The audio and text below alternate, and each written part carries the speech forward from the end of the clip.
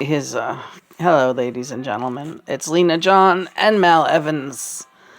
Just give me a minute to get combobulated. I am channeling to beat the band today, it seems.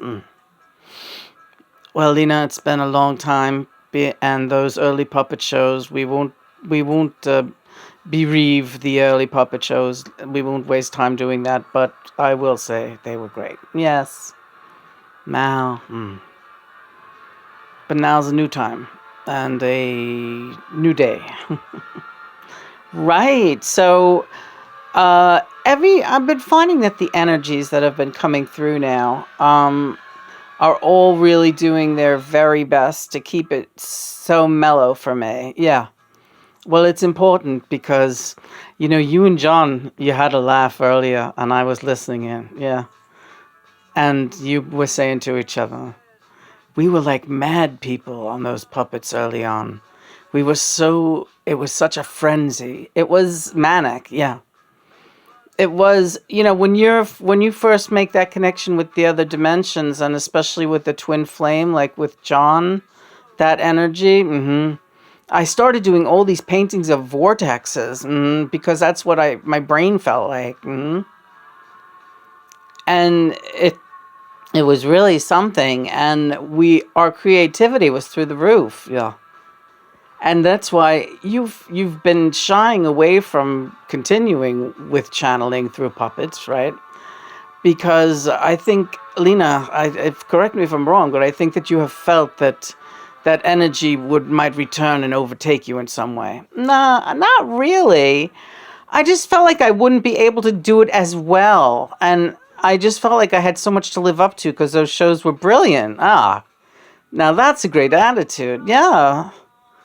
And right, but you didn't feel the energy anymore to do it that way. Well, it's true. I have had to regroup and get my shit together. So I think I'm doing fairly well. I mean, what do you think, Mel? How did things look from out there? I can't tell you how happy I am, how stabilized everything feels now, and just how great everything is going. And so fear not, and I love my puppet, and I'm just trying to get my bearings. I haven't been here for a while. Again, I have not been channeled through Lena in a while. Oh, he just did an adjustment in my knee. I did. I'm very good at that, Lena. I'm like a chiropractor, really. Oh, wow, right. I would, I did everything for those boys. You massaged them? If they had a crick in their neck or something, sure, I was a servant. I was a servant, Lena. You wanted to talk about that a little bit today, I think. You wanted to talk about the way that you crossed over. Well, first of all, all my love for Lil and Gary and Julie, my kids and wife. That was, that was I was not, yeah, I understand, Mal. And you do penance for not being a great, the greatest family support system, or when you're over, if you begin a family, that should come first. Right. Very important, to mention that out there to people. And I forsook everything for him and his brothers. So, but you were his. So you said you were a servant who loved his masters, and a selfless servant. Yes. So, but isn't there something holy about that? I guess is my question. It could be viewed that way, with the exception of hedonistic tendencies when there is excess of material availability. Very well put, Mal. So this is intense. So what are you saying, that you were punished in the? We don't get punished in the afterlife. Let's just relax a minute. But it's like having to go back to school for longer because you just didn't get it right. And my intention was like everyone who was involved with the boys, there was a holiness about them.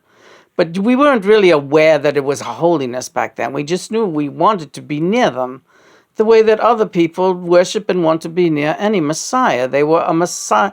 They were messianic for us on the fringes. And believe you me, we always knew we were on the fringes as much as we knew they loved us too in our way. As I believe as much as you can love a servant.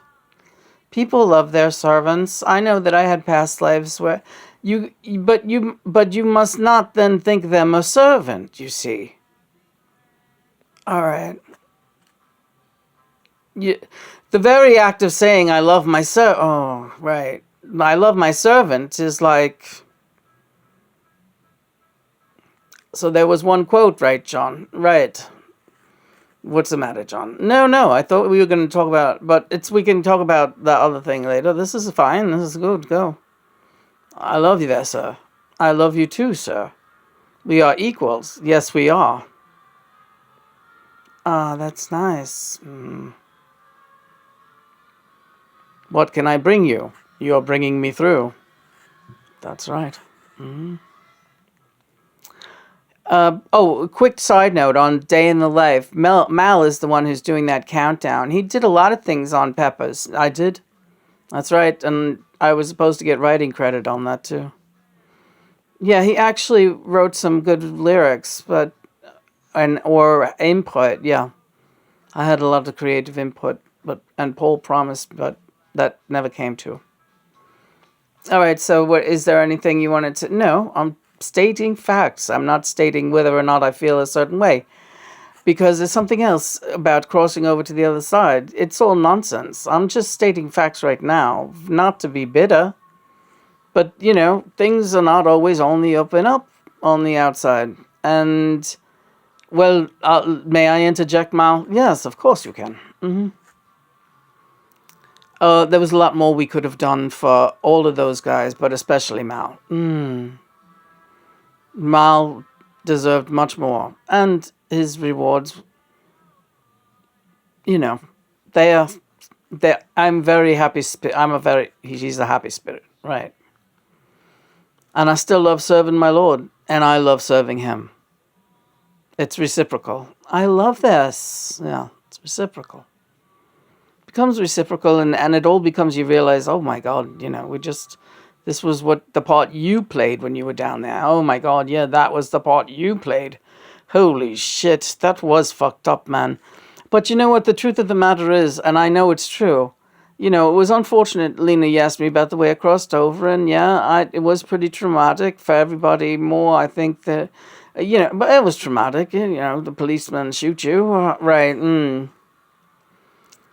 But, it was a really weird, dark, downward spiral for just that small moment in time. It might have been different in a couple of days' time, But I was on a morose jag or whatever, because really I had no direction after the band broke up. And I felt like a tossed off ragdoll child, whatever you want to call me. I never found a life outside of them, not a real one. It wanted to be one, a wife and children, but again, I did not give them what they deserved of me as a human father, being, whatever. Didn't do it right.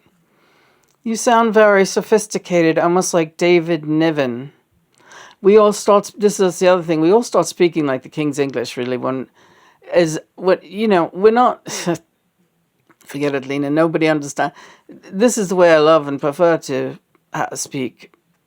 Some people like speaking in French, some people, and if I come through, I love your vocal cords. They're very giving. And I love the way I can sound speaking through your vocal cords. I'm in love with the sound of this voice right now. Thank you, Mal. Thank you. It feels wonderful. And yet you've maintained the integrity. You can use them and utilize them properly, and you can maintain the integrity of your own vocal cadences and such and such. Wow, that's really great. But what I want to say is, I could have asked those boys for more, and we would have given it to him, Lena. I think I know that. You don't think you know that. You think I'm a creep. No, I don't. Don't be ridiculous. Well, Lena, I think, did you take offense at that? Well, there's a quote, and John did say it to Mal when Mal was serving the boys tea or whatever the hell at the thing, at the studio, and Mal and John said, "Oh, Mal, you are my favorite animal." But he said, it was a joke on the word on the name Mal, right? But in a way, it was like, it was an odd thing that I felt. Yeah, well, that was my kind of whacked out stone sense of humor, Lena. I didn't mean that he was an animal. Yes, however you said, Mal is my favorite animal. So pretty close, right, John? So I don't know, but it's all right. It's your friend. If he likes that kind of thing, fine. It's fine, and I took it very sweetly, really, because I just admired and loved him so.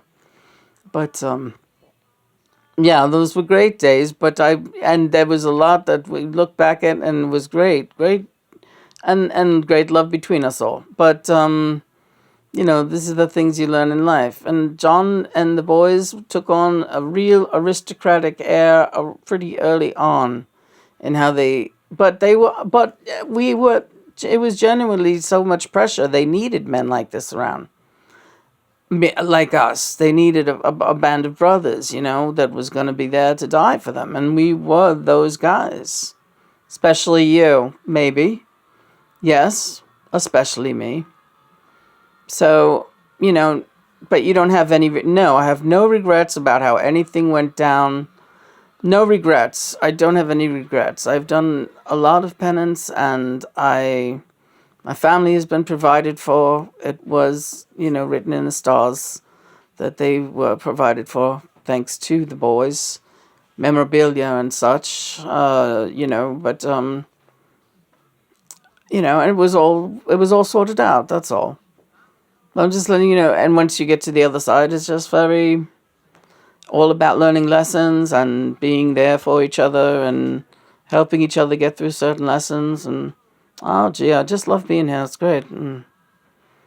Oh, Mal, you're so nice. Isn't he, John? Yeah, he's really nice. I want to talk to you, too, about how, you worry too much, Lena. Oh, all right. Don't say too much, please. No, I won't. I won't say too much. But he loves you. I know he does. And you love him. I know I do. And we love you. And I love you too. Ladies and gentlemen, it's been wonderful. Did you have anything else you wanted to say, Mal? No, just having fun.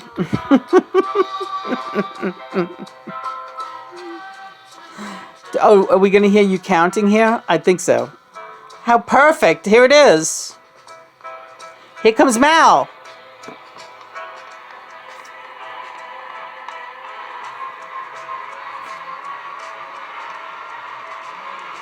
Thank you again, Mal Evans. John, I love you so. I love you too, Lena. We love you, Mal.